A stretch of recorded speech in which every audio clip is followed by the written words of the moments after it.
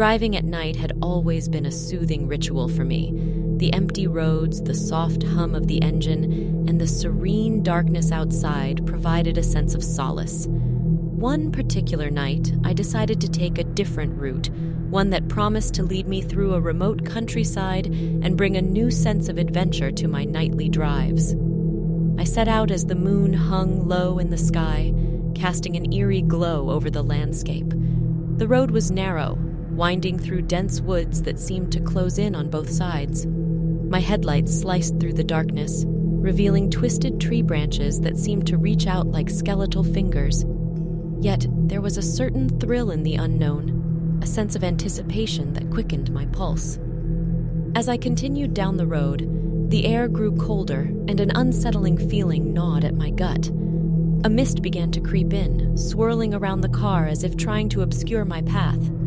My hands tightened on the steering wheel, knuckles white as I pushed onward, my heart racing faster now for a different reason. Up ahead, I saw a flicker of light. Relieved to see some sign of civilization, I approached cautiously. What I found was a dilapidated old house, its windows shattered and roof sagging. Against my better judgment, I parked the car and stepped out. The wind whispered through the trees, carrying a distant sound of rustling leaves and faint laughter that sent shivers down my spine. I approached the house, my footsteps echoing on the creaky porch. The front door stood slightly ajar, and an unnatural chill emanated from within. As I hesitated, unsure of what to do, a shadowy figure darted past one of the windows. My heart pounded in my chest, and I took a step back, my breath catching in my throat. Before I could turn and leave, a voice called out from inside the house, a hauntingly sweet voice that seemed to beckon me closer. Against my better judgment, I entered, the creaking floorboards protesting my every step. The interior was a mess of broken furniture and cobwebs, and the air hung heavy with an oppressive stillness. The voice led me deeper into the house, down a hallway that seemed to stretch endlessly. I felt a growing sense of unease, the feeling that I was being watched from the shadows. The voice's allure began to wane, replaced by a growing dread that made my every step heavier.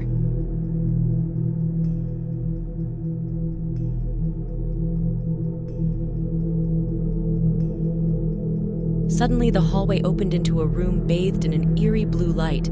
Before me stood a mirror, much like the one from my childhood home, only this one was pristine. My reflection stared back at me, but its eyes were black voids, devoid of any humanity. A malicious smile twisted its lips as it reached out, a gnarled hand pressing against the glass. I stumbled back, my heart racing as I realized the truth. The reflection wasn't mine. It was a malevolent entity that had lured me here.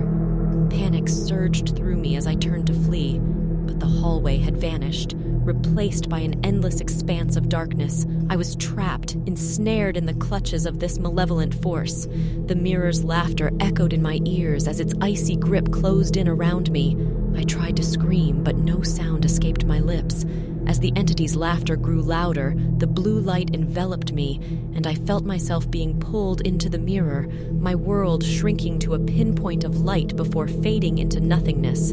And so, my ill-fated night drive had led me to a place of darkness and despair, a place where reality and nightmare merged into one. As the reflection's laughter continued to haunt my mind, I became just another lost soul trapped within its twisted realm.